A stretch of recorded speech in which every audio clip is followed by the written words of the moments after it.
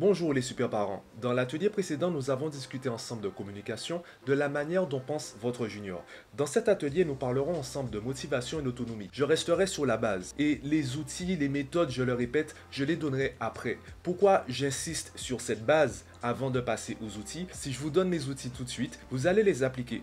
Vous aurez envie d'avoir des résultats rapides, sauf que votre junior, il ne va pas comprendre ce que vous ferez. Il ne comprendra pas la pertinence des méthodes que vous allez proposer. C'est pour cela que je me suis intéressé, je me suis arrêté sur la communication et il n'aura pas forcément envie de le faire. Et surtout, il ne saura pas comment le faire seul. Motivation et autonomie. Il y a des super parents qui m'ont déjà dit, oui, mais je ne comprends pas, à son âge, j'étais autonome, je ne comprends pas pourquoi mon enfant n'est pas autonome à son âge. Sauf qu'il n'y a pas d'âge pour être autonome. L'autonomie, ça se développe, ça se travaille. Sans un bon environnement, un environnement propice à l'autonomie, votre junior n'a aucune raison de développer son autonomie. De la même façon, concernant la motivation, il y a des super parents qui me demandent comment motiver mon enfant. En fait, on ne peut pas motiver les autres. Je vous donne un exemple très simple. Vous marchez dans la rue et un coach sportif vous arrête et vous dit qu'il a le meilleur programme, qu'il est le meilleur coach sportif de la région et qu'il est aussi le moins cher. C'est le meilleur et c'est le moins cher. Donc vous avez tout à gagner en travaillant avec lui. Sauf que si vous, à la base, vous n'êtes pas motivé par le sport, si vous n'êtes pas à la recherche de résultats à travers le sport, vous n'allez pas le contacter parce que vous n'avez aucun intérêt, aucune motivation à le contacter. Par contre, si vous êtes à la recherche, si vous êtes motivé à l'idée d'avoir des résultats, ça peut être perdre du poids, gagner du muscle, si vous êtes déjà à la recherche, si vous avez un problème et vous cherchez la solution, eh bien vous aurez la motivation. Donc dès que c'est même pas le coach sportif qui viendra vous parler, c'est vous qui chercherez le coach sportif, c'est vous qui irez à sa rencontre. C'est la même chose avec votre junior. Votre problème pour l'instant concernant la motivation de votre junior, c'est que vous essayez de le motiver au lieu de guider sa motivation. Je pense que la meilleure façon d'aborder la théorie concernant la motivation et l'autonomie, c'est d'abord de parler des films. Dans les films, je prends l'exemple des films de super-héros, au niveau du scénario, c'est généralement la même histoire. C'est le même modèle. D'abord, il y a une personne qui est un peu différente des autres, mais pas trop. Elle a un potentiel, mais elle ne se reconnaît pas encore en tant que héros. Puisqu'on a vu l'affiche du film, on sait que c'est lui le héros. Sauf que lui, il ne se définit pas encore comme un héros. C'est un peu comme nous à la naissance. À la naissance, en fait, on est des victimes. On dépend des autres. On subit notre vie. Et c'est en grandissant qu'on commence à devenir autonome. On commence à se prendre en main.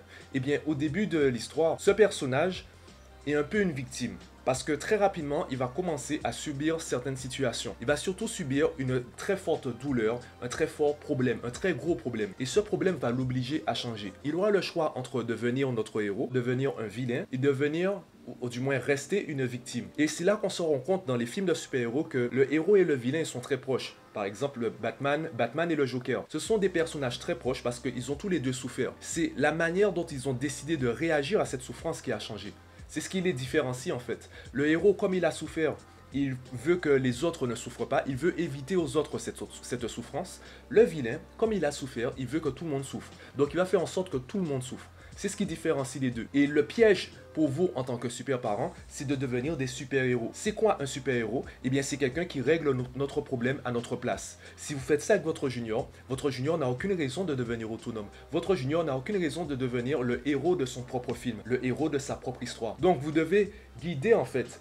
Devenir un peu le maître Yoda de Luke Skywalker si vous avez regardé Star Wars comme moi. Vous devez devenir le guide de votre junior, le coach de votre junior, pour qu'il puisse lui-même devenir le héros de son histoire. C'est comme cela qu'on développe l'autonomie. Le guide va permettre au héros, ou du moins au futur héros, de se prendre en main et de devenir autonome. Concernant la motivation, eh bien, il faut d'abord parler dans le langage de votre junior. C'est pour cela que je parlais de communication. Vous devez vous intéresser à ce qui intéresse votre junior. Votre junior aime les animaux. C'est parfait. À travers les animaux, on peut travailler les maths, le poids, les conversions d'unités, la biologie. Après tout, ce sont des animaux, des êtres vivants. On peut travailler également la géographie. Tous les animaux ne vivent pas dans le même pays, ni même dans le même climat. Donc ça rejoint un peu la géologie ou même la biologie. On peut travailler également le français. Donc, un enfant au primaire pourra s'amuser à écrire le nom des animaux avec les petites images. J'en parlais dans l'atelier sur la communication, le lion par exemple. On peut travailler également la rédaction. On peut faire des rédactions sur les animaux. On peut demander à notre junior d'écrire 10-15 lignes sur l'animal qu'il aime le plus, dans quel pays vit cet animal, quel climat, quelles sont les caractéristiques, etc. On peut commencer à porter un travail scolaire, un apprentissage un peu plus poussé en partant de ce que notre junior aime déjà. Et c'est ça la différence entre motiver quelqu'un et guider sa motivation. Votre junior, si c'est quelque chose qui l'intéresse, si les animaux l'intéressent, votre junior a déjà envie d'en savoir plus. C'est à vous de guider cette envie d'en savoir plus. C'est à vous de guider son plaisir, sa passion, pour qu'il puisse s'entraîner, pour qu'il puisse améliorer ses connaissances et ses compétences dans les matières qu'on va juger scolaires. Et je peux vous assurer que ça fait toute la différence. Je prends l'exemple, c'est une anecdote que j'ai vécue assez récemment. C'est une mère qui me disait que son fils, qui est encore au primaire, son fils déteste écrire. Son fils a peur de se tromper, il a une peur de l'échec qui est vraiment grande. Son fils adore les Pokémon. Donc lorsqu'on lui a demandé d'écrire le nom des Pokémon, il a accepté de le faire. Il a eu du mal parfois. Il ne s'est pas découragé, il a persévéré. On lui a demandé de réaliser un travail à partir d'un sujet où il voulait lui-même s'améliorer. C'est intéressant pour un enfant, pour un junior, de connaître les noms des Pokémon qu'il préfère. C'est intéressant pour lui de pouvoir en parler, de pouvoir les écrire pour partager avec les autres. Tout est une question d'approche. C'est comme ça qu'on développe la motivation. Concernant l'autonomie, je le répète, votre objectif, ou du moins le piège que vous souhaitez éviter, c'est de devenir en fait le super-héros. Le parent super-héros. On a carrément dépassé la casquette du super-parent, on veut carrément devenir des super-héros. Le super-héros, il fait à la place de l'enfant. On se retrouve avec des enfants qui n'arrivent pas à travailler si vous n'êtes pas là. Même si vous lui donnez un exercice super facile, il va attendre que vous vous asseyez à côté de lui pour commencer à le faire et surtout le réussir. Si vous lui demandez de faire tout seul, soit il va se déconcentrer, soit il va échouer. Parce qu'il ne se voit pas, il n'arrive pas à s'imaginer travaillant seul. Donc comment faire? Il ne faut surtout pas jeter l'enfant, on va dire, c'est un peu comme le jeter dans la piscine en espérant qu'il apprenne de lui-même à nager. C'est risqué. Vous pouvez le faire si vous le souhaitez. Moi, je préfère dire que c'est risqué. La technique qu'on va utiliser, c'est la technique que j'appelle la technique du bac à sable. On va lui offrir un cadre dans lequel il pourra échouer, il pourra en tout cas s'entraîner et finalement réussir. Et ce cadre, comme il est assez ouvert pour que notre junior se sente libre d'essayer, mais en même temps assez fermé pour que ce soit sécurisé et sécurisant pour nous, en fait, tout le monde est content. Votre junior peut échouer, essayer, réussir, et vous savez qu'il n'y a pas de danger grave. C'est ça pour moi le bac à sable. Au fur et à mesure que le junior grandit, on agrandit l'aire de jeu. Donc comment ça fonctionne? On commence par poser des questions. Il y a des super parents qui me demandent parfois comment faire pour que mon enfant me réponde moins. Et je leur dis, c'est pas ça que vous voulez savoir. Ce que vous voulez savoir, c'est pourquoi votre junior vous répond. Votre junior vous répond parce qu'il a envie de réfléchir par lui-même. Il veut être sûr que l'idée vient de lui. Et vous devez comprendre ça. À partir de certain âge, votre junior comprend qu'il est différent de vous. Au début, on imagine, enfin, votre junior est dans l'émotion, il est dans l'empathie, donc il voit un peu l'humanité. Et petit à petit, il commence à comprendre qu'il est différent des autres. Donc, il est une personne unique. Comme il a eu l'habitude jusqu'à maintenant de faire tout ce que vous lui disiez de faire, il va commencer à vous contredire juste pour dire, mais en fait, c'est moi qui décide de faire cela. Donc, même s'il a la même idée que vous, il vous dira non pour ensuite dire oui. Ne voyez pas cela comme un junior insolent ou un junior rebelle. Voyez cela plutôt comme un junior qui veut développer son autonomie et qui vous demande l'autorisation d'être autonome. Donc comment vous arrivez à contrôler ça? C'est en posant des questions. C'est ce que j'appelle moi des questions semi-ouvertes. En gros, les questions fermées, c'est par exemple, on reste dans les exemples simples, hein. Question fermée. Est-ce que tu veux manger du poisson? C'est soit oui, soit non. C'est une question fermée. Question ouverte, donc l'autre extrême, la question ouverte, c'est qu'est-ce que tu veux manger? Si votre junior n'a pas l'habitude de s'affirmer, si votre junior n'est pas autonome, il vous dira je ne sais pas. Ou au mieux, la même chose que toi. Par contre, si vous lui posez une question semi-ouverte, c'est quoi une question semi-ouverte? Si vous lui demandez, tu veux manger du poisson, du poulet ou de la salade. Vous lui avez apporté 3 possibilités. Donc, il a la liberté de choisir parmi 3 possibilités. Il a une certaine liberté, il a un certain bac à sable. Et vous êtes d'accord avec les 3 choix proposés. S'il répond de la salade, vous êtes OK. S'il répond du poulet, vous êtes OK. S'il répond du poisson, vous êtes OK.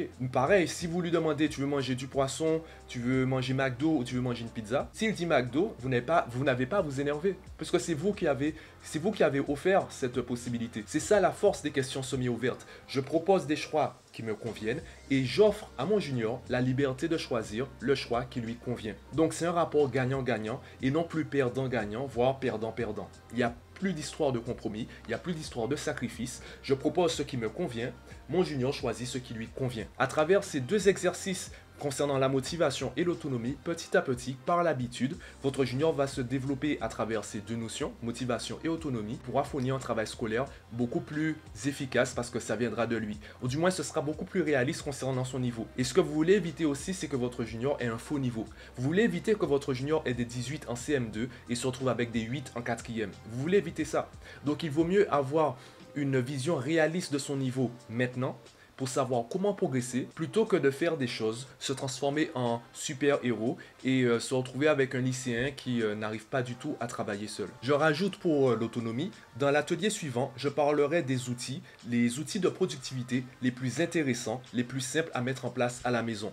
Dans cet atelier, je me réserve en fait pour cet atelier, il y a des choses que je ne dis pas encore parce que dans cet atelier, je vais proposer des outils qui vous permettront d'être beaucoup plus précis dans le travail concernant l'autonomie. La motivation, j'ai envie de dire, ça vous testez. Tester, parler de choses, demandez-lui par exemple de faire une rédaction sur ce qu'il aime. Si votre junior aime le foot, demandez-lui de vous faire une rédaction sur le joueur qu'il préfère, sur l'équipe qu'il préfère. Ça, franchement, amusez-vous avec cela. Faites-en une activité amusante, un jeu entre mère et fils, père et fils, comme vous voulez. Faites-en une activité plaisante à la maison. Vous vous rendrez compte que ça passera tout seul. C'est plutôt concernant l'autonomie et la méthodologie qu'il faudrait être beaucoup plus précis. Aussi également l'organisation. Il faut juste que votre junior soit motivé, qu'il soit intéressé par l'idée de progresser à travers ces méthodes. C'est pour cette raison que je m'arrête aujourd'hui principalement sur la motivation et la base vraiment de l'autonomie. Donc, je résume tout ce que j'ai dit dans cet atelier. La motivation et l'autonomie, il y a de fausses croyances à ce niveau. On ne peut pas motiver les autres, on peut juste guider leur motivation. C'est aux autres de se motiver, c'est à votre junior de se motiver. Votre junior est déjà motivé car il s'intéresse déjà à des choses. Donc vous, c'est votre travail, vous devez guider sa motivation en passant par ce qu'il aime pour qu'il puisse travailler de manière scolaire. S'il aime les animaux, utilisez ce domaine pour qu'il puisse travailler par exemple les maths, la géographie, la biologie, l'histoire, etc. Concernant l'autonomie, aujourd'hui on a simplement vu la base, on va commencer avec des questions semi-ouvertes. Ça permettra à votre junior de s'initier au choix, il commencera à faire des choix et au fur et à mesure de sa progression, on pourra poser des questions peut-être un peu plus précises, on commencera à poser davantage de questions ouvertes, ça permettra vraiment de suivre la progression de votre junior aussi bien en termes d'autonomie, de motivation et d'affirmation de soi. Donc maintenant qu'on a vu la base dans les 3 ateliers, je vous attends dans le prochain atelier pour parler des méthodes de travail.